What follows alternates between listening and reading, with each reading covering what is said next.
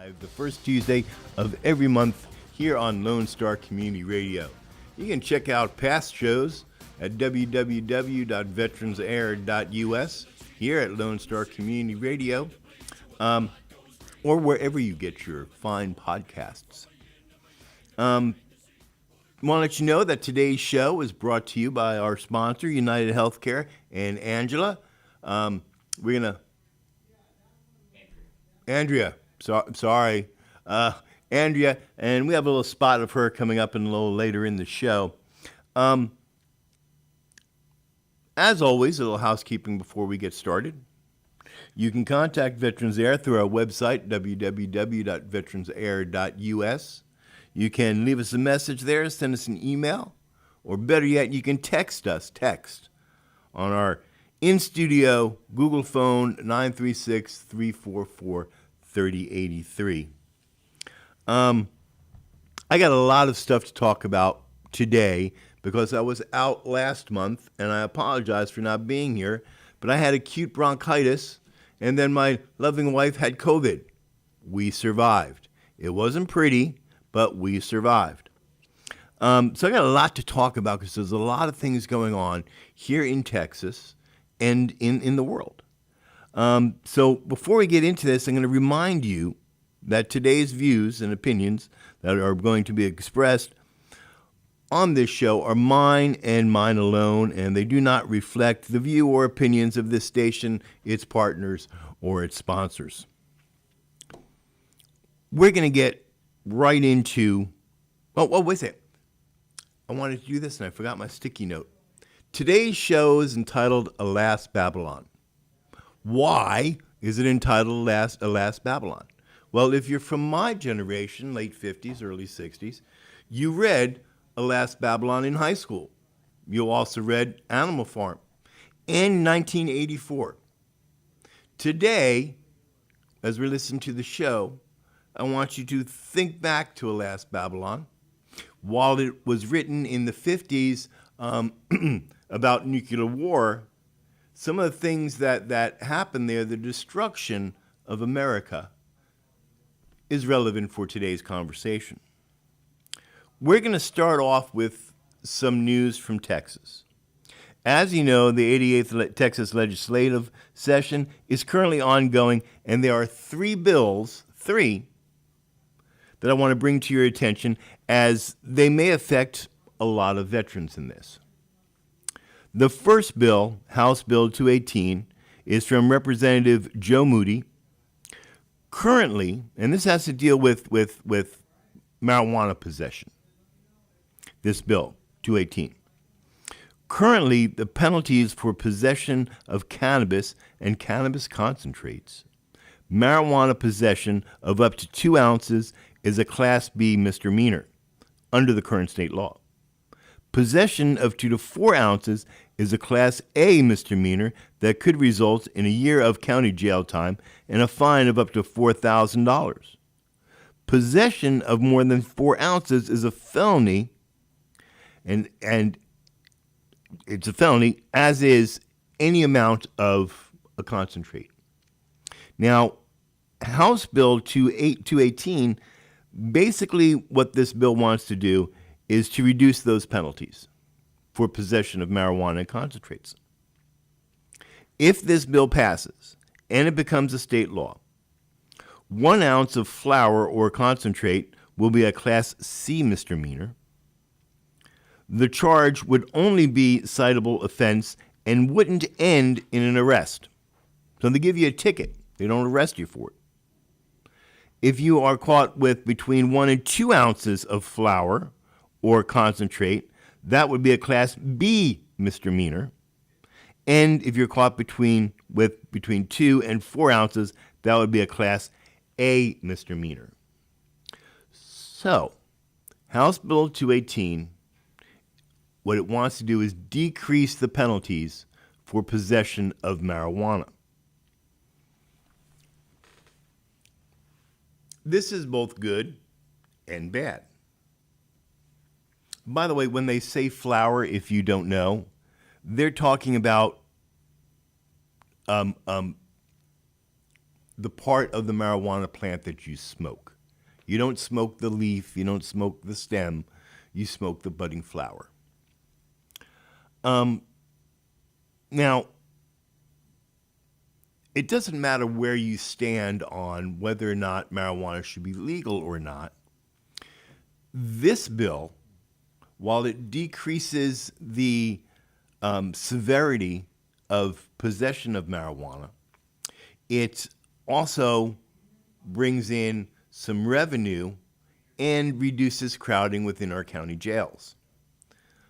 A lot of people go to jail for marijuana possession. Marijuana possession is a felony in the United States of America.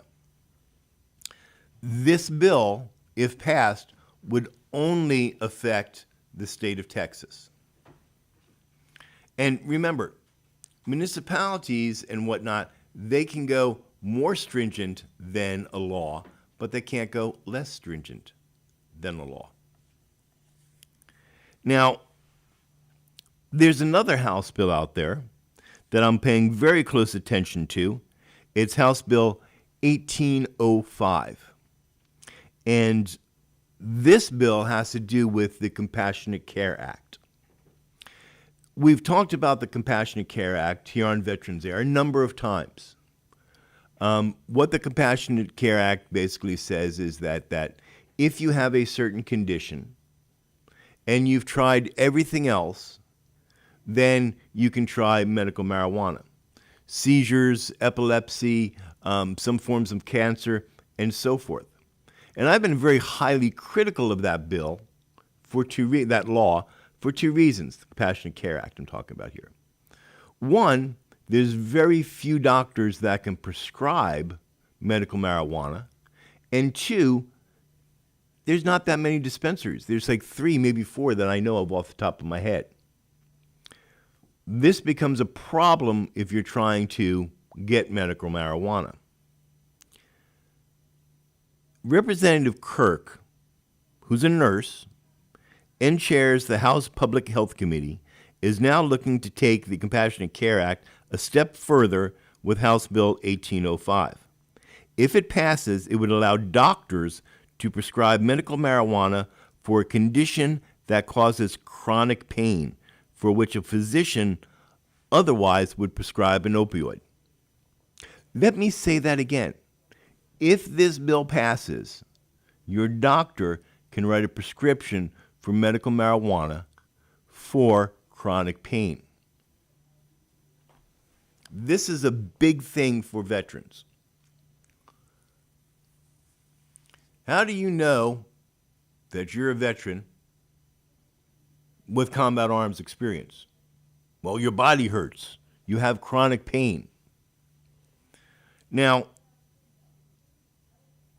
for years, for decades, the VA and most doctors would just prescribe you an opioid, prescribe you hydrocodone. Norcor, I think is the trade name for them. In my specific example, I've been on opioids for over 20 years. I've been on morphine, I've been on hydrocodone. Dick's looking at me like, dude, you're on morphine? Amazing, isn't it? For chronic pain. And if you talk to most veterans that are suffering from chronic pain, they're going to tell you, I don't want to get high. Don't give me so much of this. Give me enough to take the edge off. That's all they want, is take the edge off. Because we feel that if we wake up one morning and we're not in pain, then we're probably in Valhalla. This bill, House Bill 1805, would go a long, long way to help individuals with chronic pain. Myself personally, with my doctor's approval, I'll do a gummy. Yes, I will. If I don't sleep for 4 days in a row, and those of you who suffer from insomnia will understand this, I'm about to have a psychotic break. So on the 5th day, I'll take a gummy before I go to bed, and I sleep like a baby.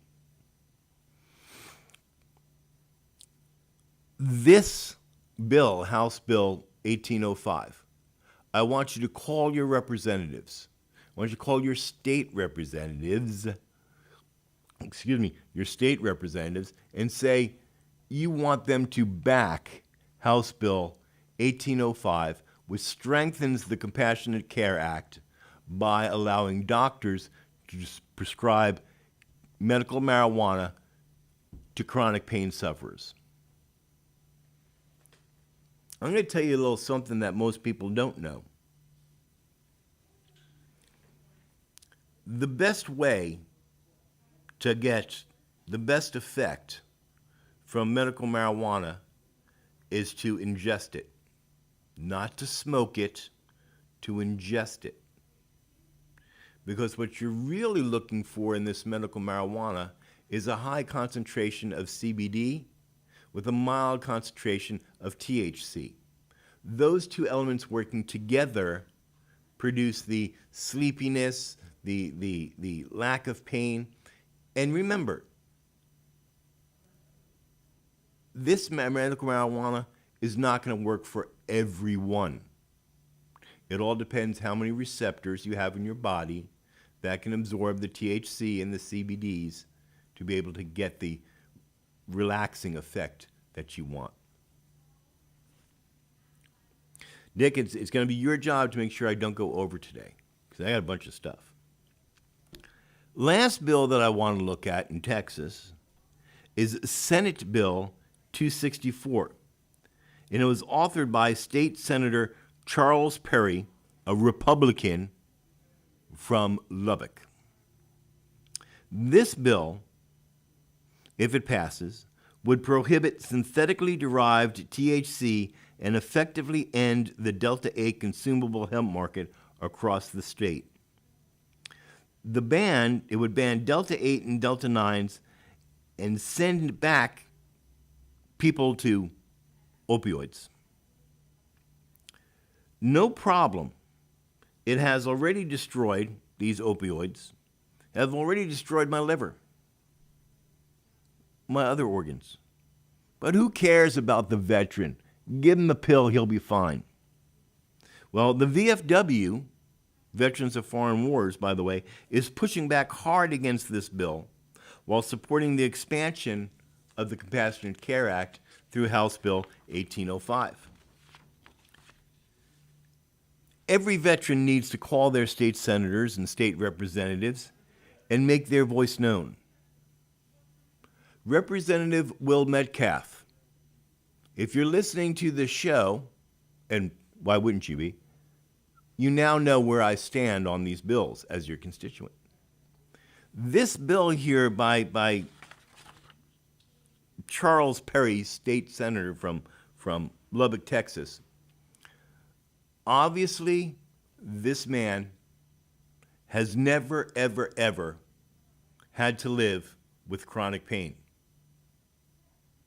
All he knows is that marijuana bad, opioids good. Oh, but no, wait, we're going to take away opioids because of the opioid pandemic. As I sit here waiting for 2 o'clock so I can take my afternoon meds, I feel my body. It's something that I have to deal with personally every day. Reach down for the mental fortitude to get out of bed every single day. When a simple gummy that will not destroy my internal organs would give me just enough relief to continue on with my day. State Senator Perry, I offer you to come onto this show at your convenience and tell us why your bill here, Senate Bill 264, is a good thing for veterans. Because I've been looking and I can't find any reason why a veteran would want to support this.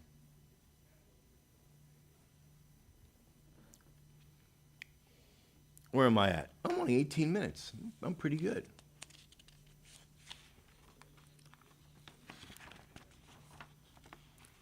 Well, you know what? It's 18 minutes, and I'm going to talk about Trump in the next segment. So let's take a break.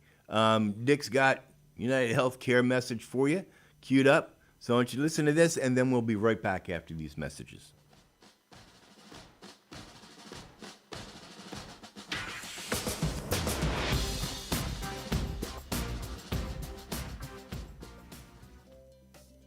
Medicare can be confusing, but it doesn't have to be. My name is Andrea Corpening, and I am an agent authorized to offer AARP Medicare plans from United Healthcare Insurance Company. I can guide my clients through understanding Medicare coverage options and help them discover what may make AARP Medicare plans from United Healthcare a great choice. I can be reached at 281-773-6239.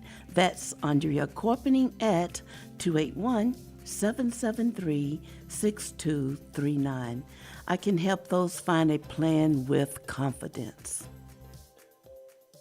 You are listening to Veterans Air on IRLoneStar.com and Conroe's FM 104.5 and 106.1.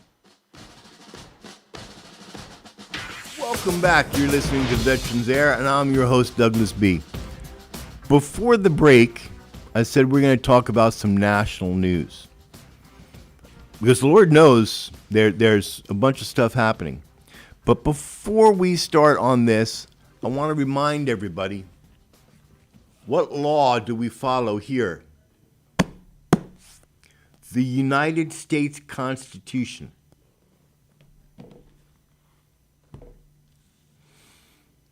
Keep in mind the Constitution and your Bill of Rights. Keep in mind that the United States of America is not a democracy. It never was a democracy. It's always been a constitutional republic. And the news pundits and our elected officials that keep talking about saving the democracy are idiots. Yes, I said it. They're all idiots. We don't have a democracy. We have a representative government. Now, last week, the New York grand jury indicted former President Donald J. Trump.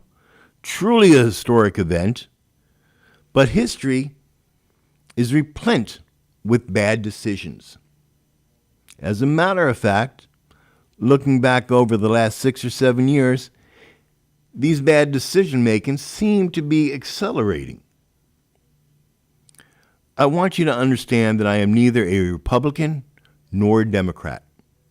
I consider myself a constitutional anarchist.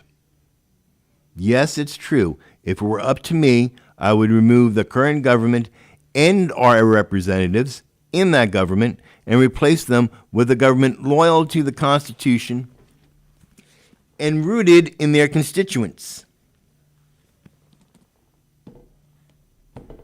Can you honestly say we have such a government today?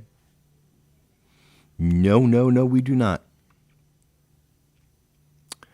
The 9 most feared words in history are, I'm from the government and I'm here to help. Does anyone other than me hear anyone other than never Trumpers screaming this at you? So let's look at this indictment and what it means for this country. Make no mistake, I do believe that no one is above the law, but indicting Trump for bookkeeping irregularities is not a smart move. It's not smart for a bunch of reasons. But let's look at the 3 most glaring reasons. This indictment is the definition of political motivation.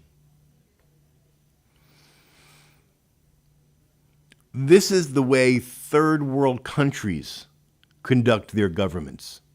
What we're doing today is third world government.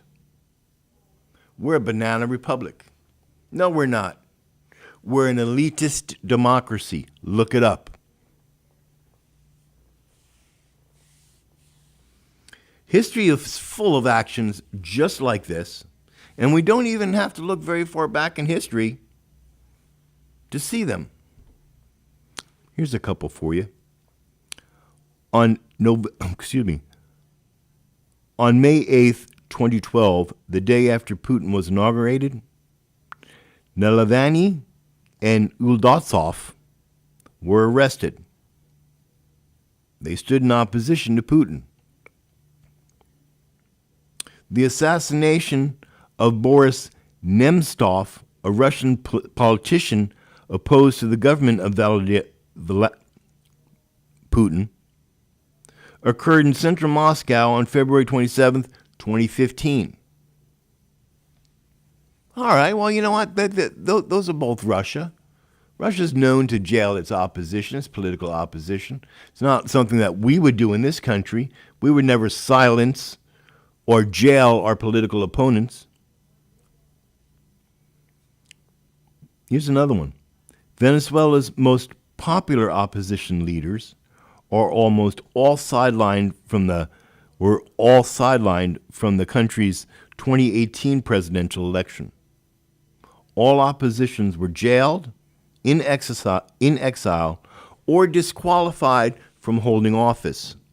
Venezuela, 2018. But, that's not going to happen here. That would never happen here. This is America. Let's look at something a little bit more recent.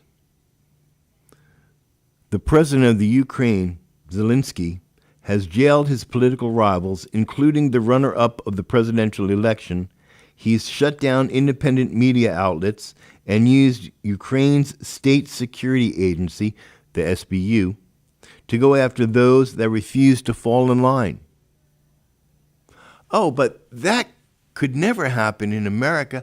We have the Constitution to protect us.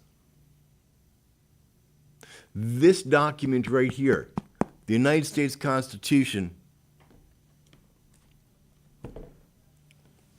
are elected officials who swear an oath to protect and defend this from all enemies, foreign and domestic, say that it is antiquated and needs to be removed. The Constitution of the United States should protect any citizen with political aspirations from anything that we see in third world countries or the rest of the world from happening here. This document should protect them. But that's no longer the case. How does the Constitution protect you? Well, let's take a look at the Bill of Rights. And let's take a look at these Bill of Rights and apply them to Trump. Now, I don't care if you're for Trump, against Trump, for Biden, want to make Vice President Harris the president, or stand behind Nancy Pelosi? What's her name? Pelosi? I don't know, the ice cream lady. I don't care. All I care about is that you are fulfilling your oath as a veteran to support and defend the Constitution from all enemies, foreign and domestic. So help you God.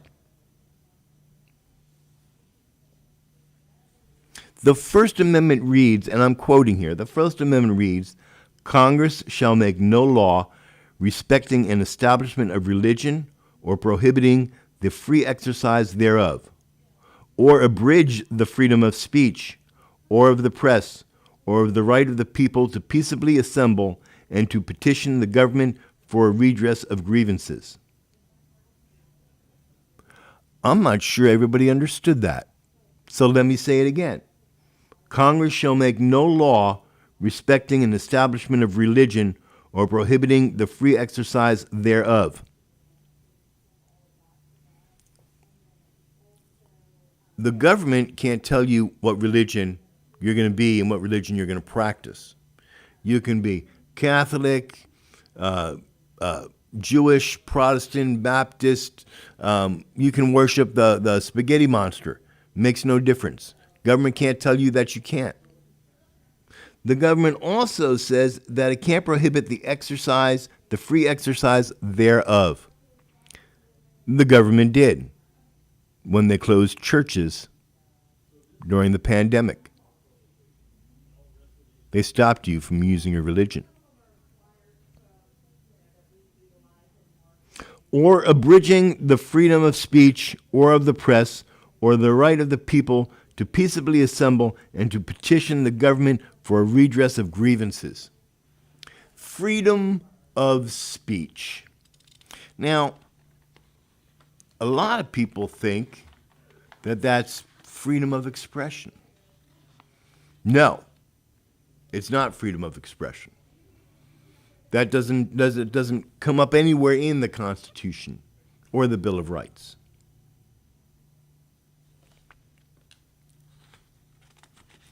Did I put this together wrong, Dick?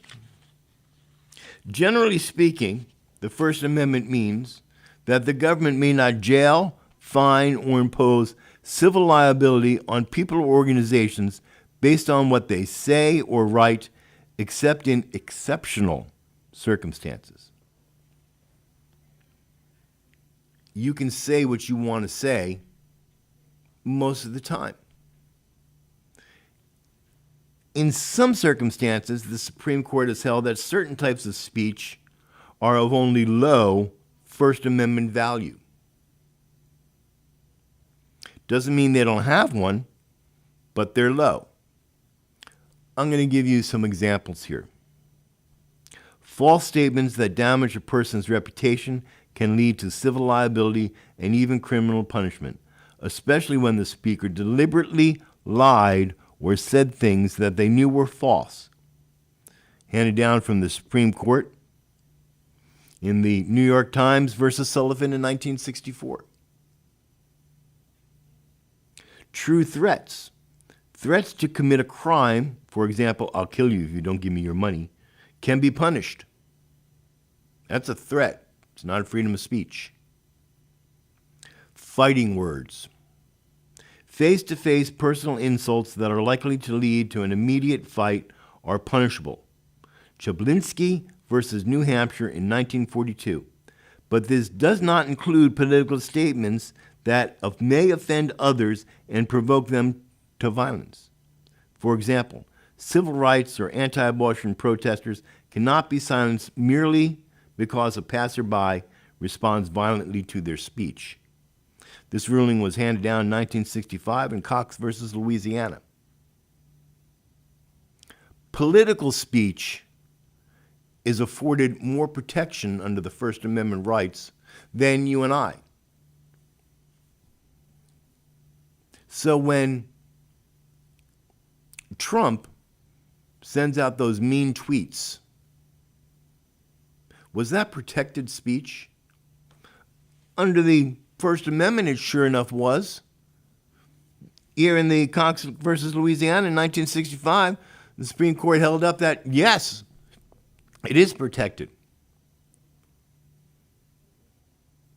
Obscenity.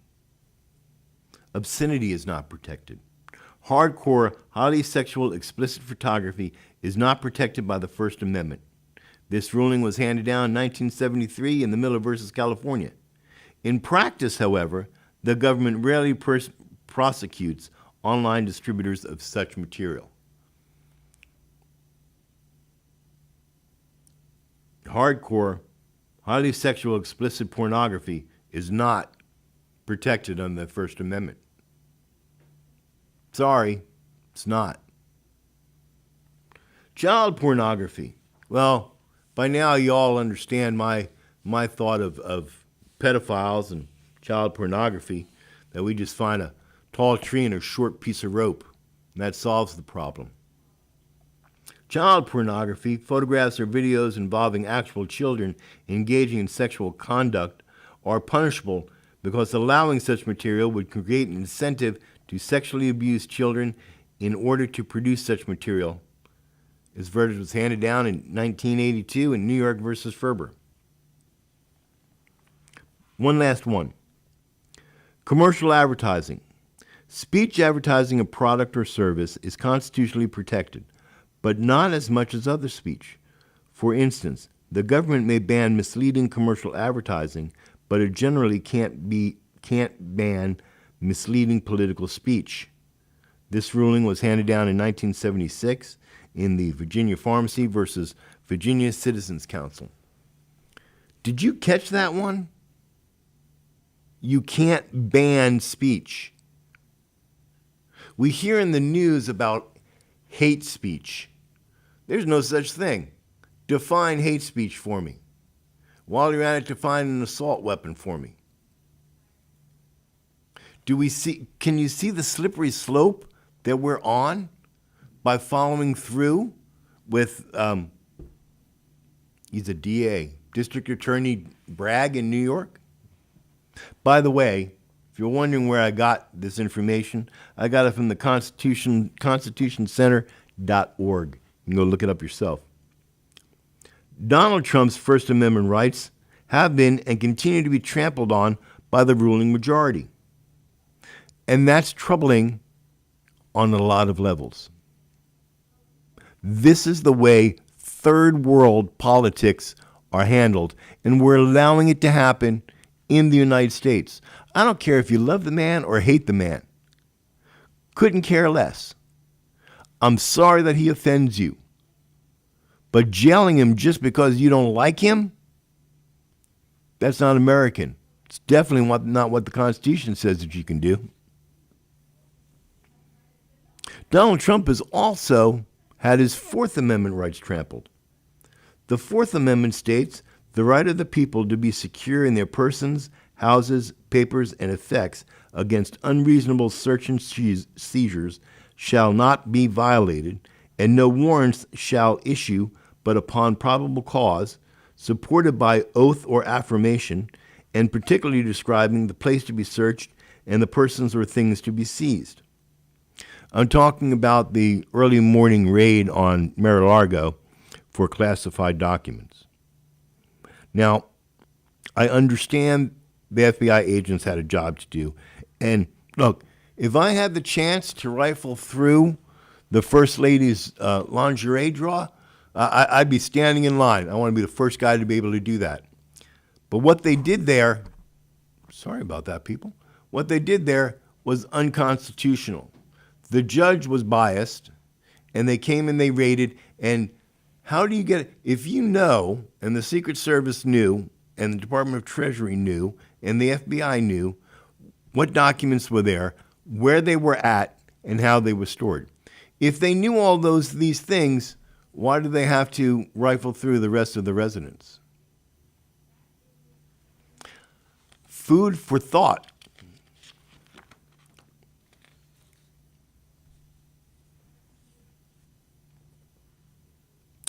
Trump and those that work for him or are aligned with him or the Trump organization as a whole are not being afforded this right, the Fourth Amendment, in a number of situations. Let's look at the tax returns, for example. When you file your taxes, that report is protected under the Fourth Amendment. Further, it is the responsibility of the IRS to audit the tax returns and notify the Department of Treasury of infractions or irregularities when those infractions or irregularities rise to the level of a crime being committed. This protection is not afforded Donald Trump. And as a matter of fact, it goes all the way back to 2016 when the opposition said, we need to see your taxes. And he said no. Didn't have to turn them over. It was his Fourth Amendment not to. What right did they have to see them? What right do I have to see your tax returns? Give them to me. I want to see them.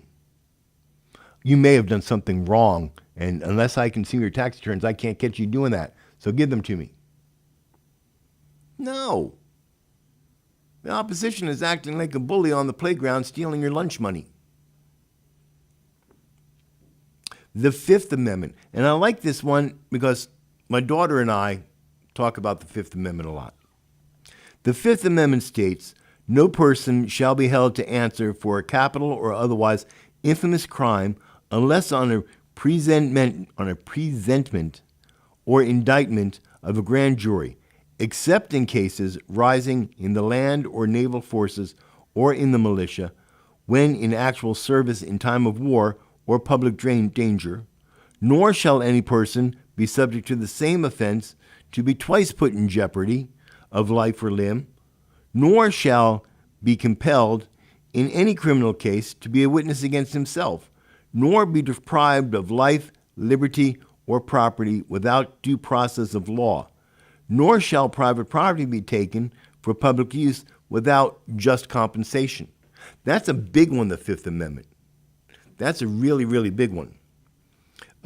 So plenty of time. So let's dissect that for a minute.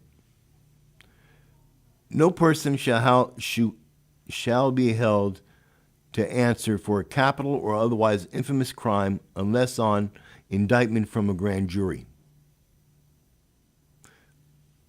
Let's think about Trump again. We don't know what he's being accused of, and so far, his indictment has been sealed. But in order for it to rise to the level of a grand jury, it would have to be a felony.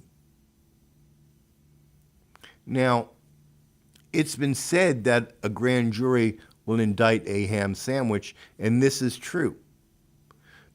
Because you need to understand how a grand jury works. They get a bunch of people in, they put them in the room, the prosecutor comes in, and the prosecutor says, hand me down this indictment for these charges against this person. The person being talked about in a grand jury is innocent until proven guilty. That's the law. Nancy Pelosi recently said a couple of days ago that it's okay because Trump will now have the opportunity to prove his innocence in a court of law. Wrong, ice cream lady. Wrong. Wrong. I'm so glad you're not Speaker of the House because you have no idea what this document says. You are innocent until proven guilty by a jury of your peers. He walks into that courtroom, he's an innocent man. It's the prosecutor's job to prove beyond a reasonable doubt that this person is guilty. That he's already been tried and convicted. And this bothers me, not because it's Trump, but because it tramples all over the Constitution and our rights as citizens. If they can do it to him, do you think they're not going to do it to you? I'm here to tell you they're going to do it to you. Some say that the charges against Trump have risen to the level that a grand jury Some say that the charges against Trump have risen to the level of a grand jury, while others will say that no crime was committed. Since the indictment has been sealed so far, it's all speculation. But you have to ask yourself, what possible crime or infamous crime do they think Trump committed that requires a grand jury to hand down an indictment? Paying hush money? Hush money is not a crime. And does anyone truly believe that a billionaire needs to use campaign funds to pay $130K? Really?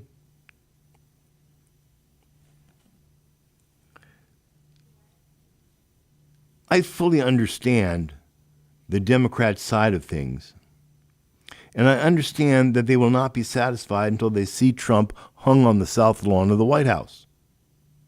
To a degree, I support this view, not because I hate Trump, but because until they actually kill Trump, there will be no revolution. And without a revolution, there will be no change to the ruling elite.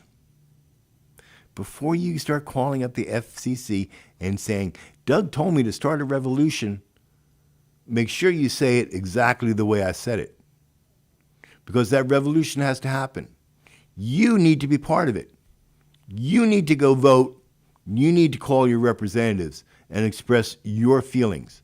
If you fail to do those things, you failed the revolution.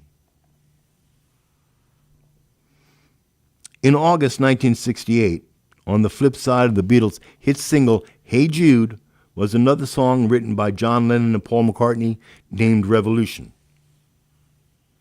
See, I can tie this in musically. You should appreciate that, Dick.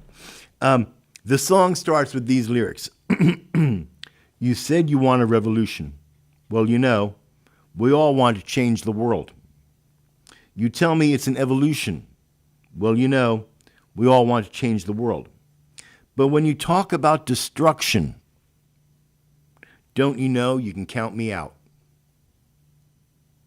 There's a lot of ways to do a revolution. It doesn't mean renaming squares, public squares, burning down Wendy's and federal court buildings. That's one way of doing it, not very effective, but one way of doing it. A more effective way is to vote every la-di-da-di person that's sitting today in Congress and in the Senate, vote them out, put new ones in. And I'm charging you, new congressmen and senators, Morgan, I'm talking to you, remember your oath, keep it sacred, to support and defend the Constitution of the United States from all enemies, foreign and domestic, so help me God. That oath should mean something, and it should mean more if you're a public servant. A revolution has occurred in America. American citizens just haven't been paying attention. We now live under a one-party system. Some say it's the Democrats, some say the Republicans, some the liberals, and some the one-world government. I say it's all of them combined. Make no mistakes, our once proud republic has turned into an elitist democracy.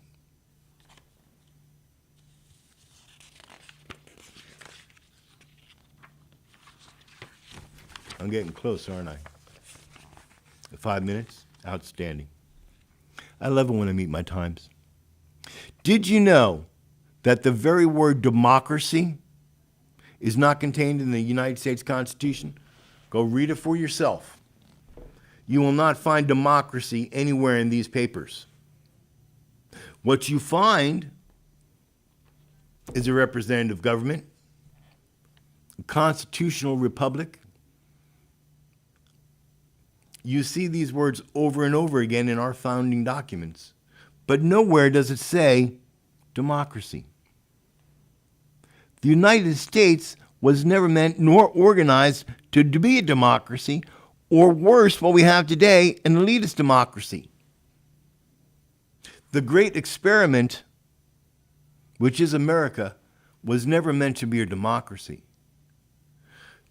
But elected officials, newscasters, pundits, and whatnot keep telling about the existential threat to the democracy. We're not a democracy. A democracy is mob rule. We're a constitutional republic with a representative government. That means that this country uses this Constitution to determine whether something is legal or not, to determine whether you have that right or not. It's this document right here. And anytime anybody tramples on that document, I'm going to call them to task. I will absolutely call them to task.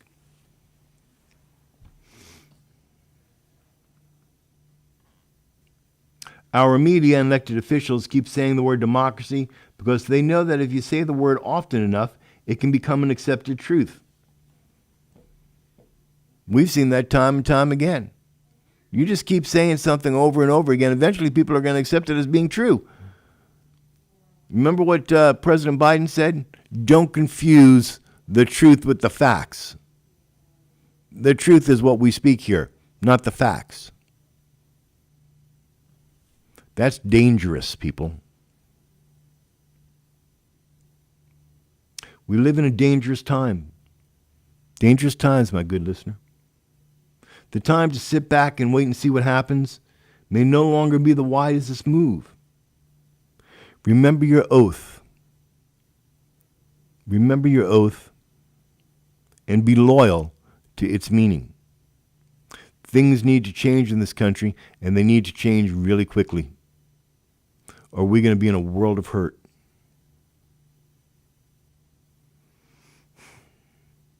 All right, I'm going to wrap this up, Dick. That ends this true segment of Veterans Air. If you have any comments, please, by all means, drop me a line over at veteransair.us, and I'll get back to you. Call me, text me on the phone, 936-344-3083. I'll take your call. Just hang on the line. I want you to tune in next month on May 2nd at 1 p.m., and hopefully I'm going to have some reps from a company that created a 3-in-1 modality device with IFC 10s and NMES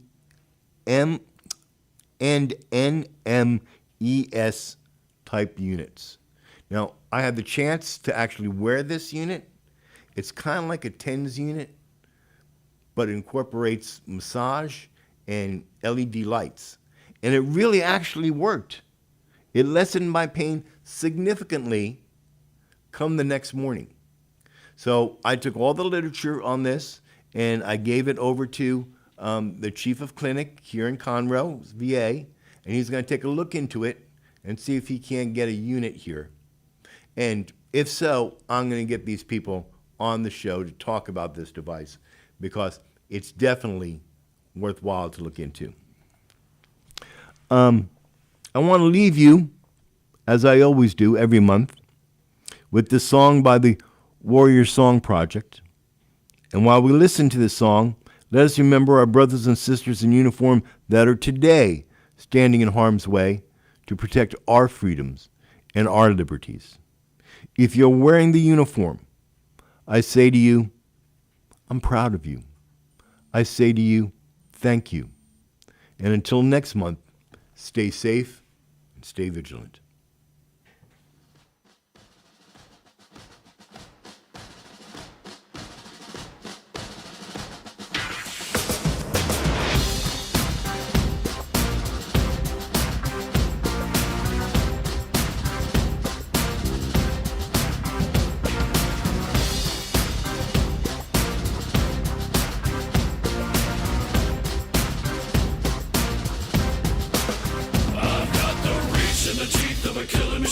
With a need to bleed you when the light goes green.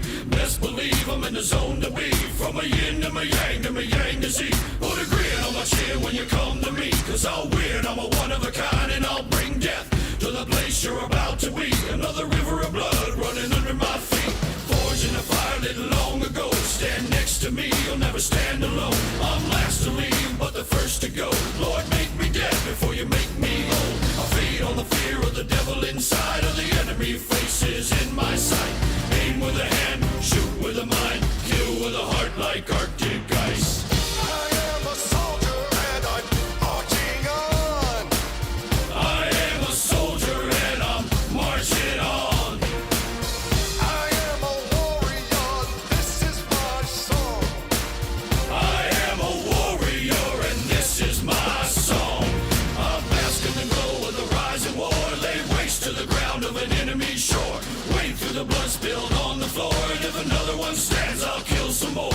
Bullet in the breach and a fire in me. Like a cigarette thrown to gasoline. If death don't bring you fear, I swear you'll fear these marching feet. Come to the nightmare, come to me. Deep down in the dark where the devil be. In the mall where the jaws and the razor teeth. Where the brimstone burns and the angel weeps. Call to the gods of across your path. And my silhouette hangs like a body bag. Hope is a moment now long past. The shadow of death is the one I cast. I am a soldier and I'm marching on. I am a warrior and this is my song.